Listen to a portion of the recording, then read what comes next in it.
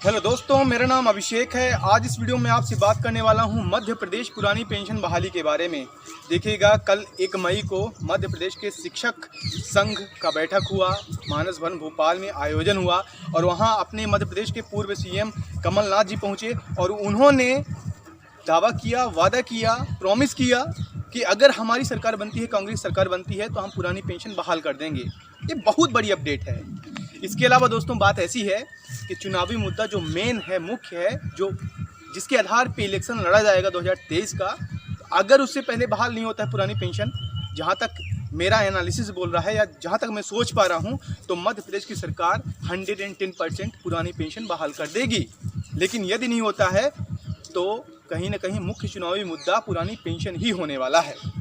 इसके अलावा दोस्तों आप सभी को पता है कि ये जितना भी है, जैसा भी है, ये फाइट है पुरानी पेंशन का पूरे भारत देश भर में लड़ा जा रहा है। राजस्थान पहली सरकार रही है, देन उसके बाद छत्तीसगढ़ ने किया, और भी स्टेट्स हैं जिन्होंने वादा किया है कि हम जल्द ही लागू कर देंगे। कुछ स्टेट्स में कमेटीज भी बनी हैं। तो असल में एक और इसका पुरानी पेंशन का एक और फ़ायदा है, एक और मुद्दा है कि अगर कोई आज की डेट के हिसाब से आपसे बोले कि बेस्ट इन्वेस्टमेंट तरीका, जो आप निवेश करने के जो तरीके हैं, जो आपके पास ऑप्शंस हैं, तो सिक्योर्ड एंड फुली सेफ सबसे अच्छा कौन सा है?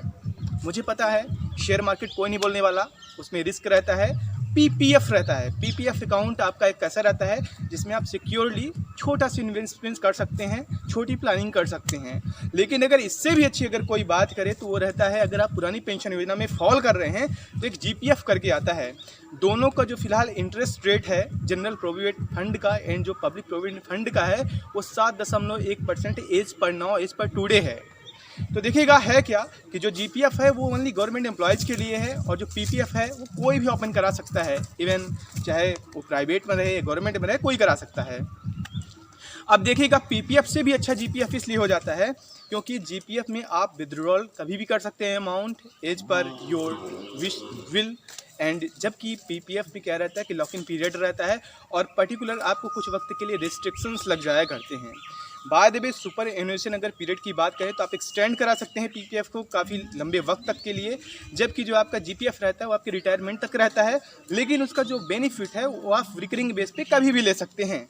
मतलब आप loan against the PPF and GPF दोनों में ले सकते हैं।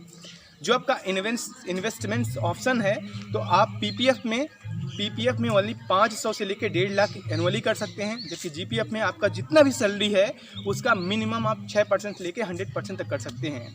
तो बाद में जो पुराने अपने साथी हैं जो अभी जीपीएफ में फॉल कर रहे हैं, अगर आप उनका एनालिसिस करके देखें या फिर उनके अकाउंट का या फिर जो आप जीपीएफ का है और पीपीएफ का अगर आप कंपेरिजन करें तो जीपीएफ हमेशा भारी पड़ता है।